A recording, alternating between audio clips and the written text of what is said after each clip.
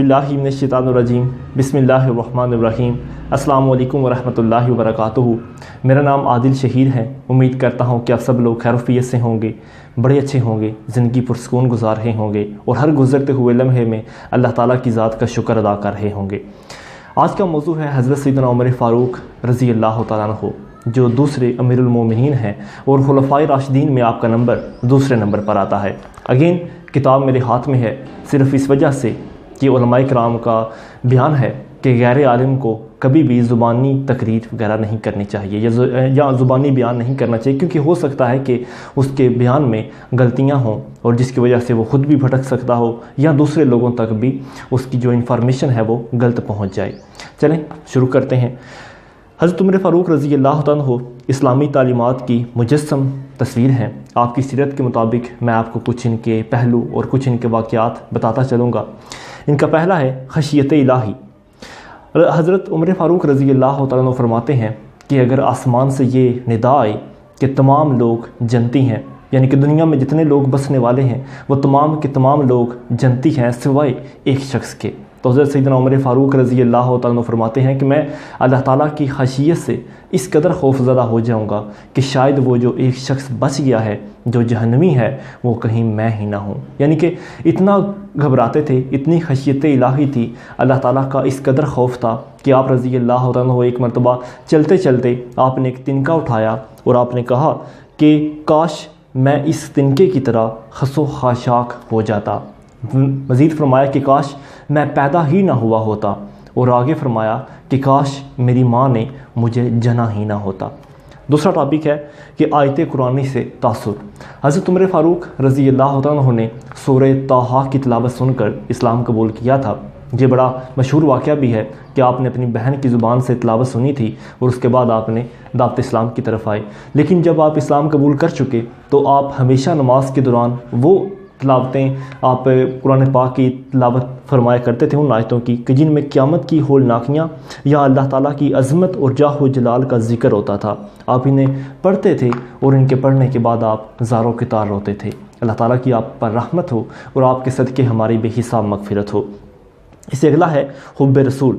ज़ात नबी सल्लल्लाहु अलैहि वसल्लम से वालिहाना आपकी मोहब्बत थी। जान, माल और औलाद हर महबूब चीज़ नबी करीम सल्लल्लाहु अलैहि वसल्लम पर आप फ़िदा करते थे। जब हुज़ूर सल्लल्लाहु अलैहि वसल्लम ने अज़वाज मुताहरात से नाराज़ होकर कुछ दिन के लिए उनसे अलहदगी इख्तियार फरमा ली तो हज़रत सैयदना उमर फ़ारूक रज़ी अल्लाह तआला अन्हु आपसे मिलने आए तो हुज़ूर सल्लल्लाहु अलैहि वसल्लम ने इनकार फरमा दिया। कई मरतबा ऐसा हुआ तो आपने उसके बाद बड़े अफसरदा हो गए, बड़े नाराज़ हो गए, तो आपने नबी करीम सल्लल्लाहु अलैहि वसल्लम के मुतालिक यानी कि आपने ख़ुद यानी कि ये बयान फरमाया था कि क्योंकि आपकी जो बेटी थी हज़रत उम्मुल मोमिनीन हज़रत हिफ्सा रज़ी अल्लाह तआला अन्हु, आप उनकी सिफारिश के लिए नहीं आते थे कि हुज़ूर सल्लल्लाहु अलैहि वसल्लम उनसे राज़ी हो जाएं, बल्कि आप तो ख़ुद नबी करीम सल्लल्लाहु अलैहि वसल्लम से मिलने आते थे, उनकी मोहब्बत में, उनकी शगुफ्तगी में, उनसे मुलाकात के लिए आते थे। और आपने फरमाया था कि मैं अपनी बेटी की खुदा की कसम मैं हिफ्सा उम्मुल मोमिनीन हज़रत उमर की साहबजादी की सिफारिश के लिए नहीं आया हूँ, अगर रसूलुल्लाह हुक्म दें तो उनका सर कलम कर दूँ। यानी आप उनकी सिफारिश के लिए नहीं आए थे कि हुज़ूर अकरम सल्लल्लाहु अलैहि वसल्लम उनकी बेटी से जो उनकी ज़ौजा हैं उम्मुल मोमिनीन हैं उनसे राज़ी हो जाएं, बल्कि आप तो इसलिए आते थे कि हुज़ूर अकरम सल्लल्लाहु अलैहि वसल्लम उनसे जस्ट थोड़ी देर के लिए बात कर लें या उनसे थोड़ी देर के लिए मुलाकात कर लें या आप उनके चेहरे की ज़ियारत कर लें। इससे अगला है मुतअल्लिकीन रसालत का लिहाज।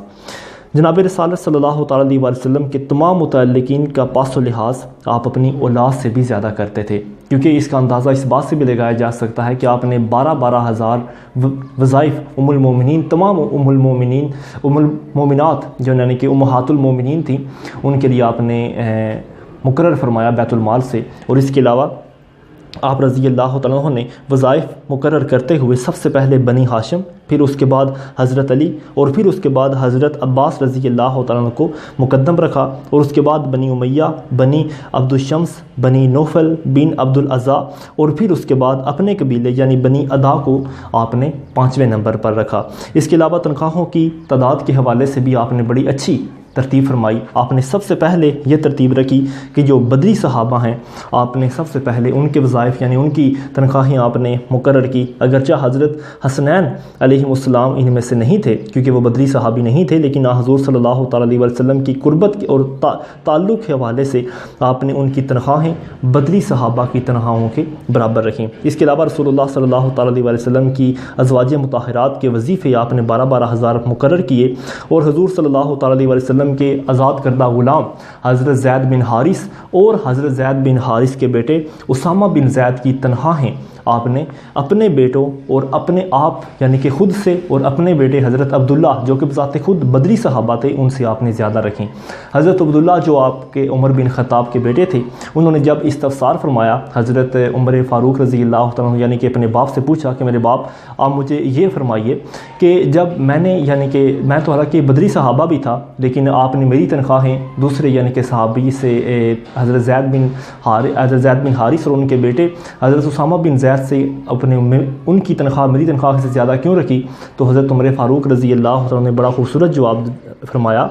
کہ رسول اللہ صلی اللہ تعالیٰ علیہ وسلم اسامہ کو تجھ سے اور اسامہ کے باپ کو تیرے باپ سے زیادہ محبوب جانتے تھے۔ اس کے علاوہ پابندی سنت کے لحاظ سے ایک دفعہ یزید بن ابی سفیان کے ساتھ آپ رضی اللہ تعالیٰ عنہ کھانا تناول فرما رہے تھے کہ معمولی کھانوں کے بعد جب عمدہ کھانوں کی باری آئی تو آپ رضی اللہ تعالیٰ عنہ نے اپنا ہاتھ پیچھے ہٹا لیا۔ آپ رضی اللہ تعالیٰ عنہ نے فرمایا کہ قسم ہے اس ذات کی جس کے ہاتھ میں عمر کی جان ہے، اگر تم رسول اللہ صلی اللہ تعالیٰ علیہ وسلم کی روش سے ہٹ جاؤ گے تو خدا تم کو جادوئے مستقیم سے ہٹا دے گا۔ اس کے علاوہ ایک مرتبہ حضرت حفصہ نے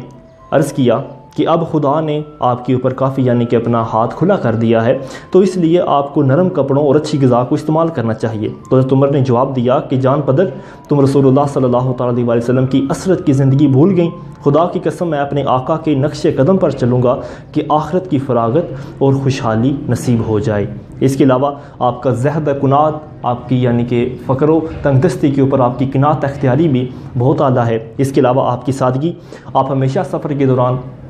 سب سے کم یعنی کہ آپ صرف خیمے کا اہتمام بھی نہیں کرتے تھے بلکہ جہاں پر آپ کو کوئی درخت کا سایہ وغیرہ نظر آتا تھا آپ اس کے یعنی کہ نیچے لیٹ جایا کرتے تھے۔ اس کے علاوہ کافی اور صحابوں کو یا مطلب دوسرے لوگوں کو دقت ہوتی تھی آپ کو پہچاننے میں کہ یعنی کہ عام لوگوں میں آپ کو امیر المومنین کو پہچاننے میں دقت ہوتی تھی صرف ان کی سادگی کی وجہ سے، کیونکہ آپ کا کوئی الگ گھر نہیں تھا یعنی کہ دوسرے بڑے لوگوں کی طرح، اور نہ ہی آپ کہیں خیمہ زن ہوا کرتے تھے یعنی کہ عام راہگیروں کی طرح، بلکہ جسٹ ایک عام انسانوں کی طرح آپ کی سادگی اور آپ کی زندگی تھی۔ اس کے علاوہ آپ کا مزاج، آپ کے مزاج کے بارے میں فطرتاً